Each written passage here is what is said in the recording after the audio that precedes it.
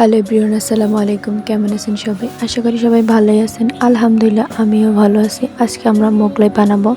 তার জন্য আমরা আটা নিব, কিছুটা পরিমাণ তেল নিব, লবণ দিব পরিমাণ মতো, সেগুলো দিয়ে একটা ডো বানিয়ে নিব।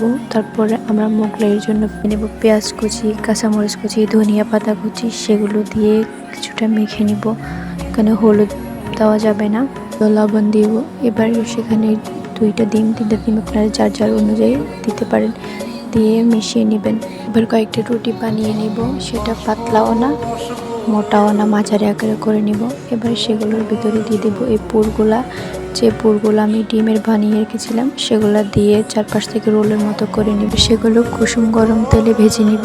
ভেজে নিয়ে নিজের মন ইচ্ছে মতো পরিবেশন করতে পারবেন, যার যেভাবে ভালো লাগে সে সেভাবে পরিবেশন করবেন। তারপর আমরা সালাদের জন্য শসা কেটে নিলাম কুচি করে। এই যে আমাদের রেডি হয়ে গেল মোগলাই। কার কাছে কেমন লাগছে অবশ্যই বলে যাবেন। আমার হাতের মোগলাই খেতে আমাদের পরিবারের প্রত্যেকটা মানুষই পছন্দ করে। জানি না আপনাদের কাছে কেমন লাগবে।